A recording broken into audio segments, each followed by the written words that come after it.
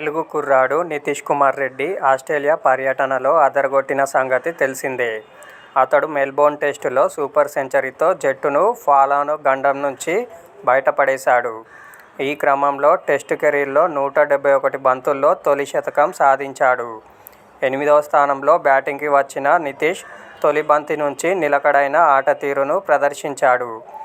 ఆ మ్యాచ్లో విరాట్ కోహ్లీ గిఫ్ట్గా ఇచ్చిన షూస్ వేసుకొని శతకం సాధించినట్లు నితీష్ తాజాగా గుర్తు చేసుకున్నాడు.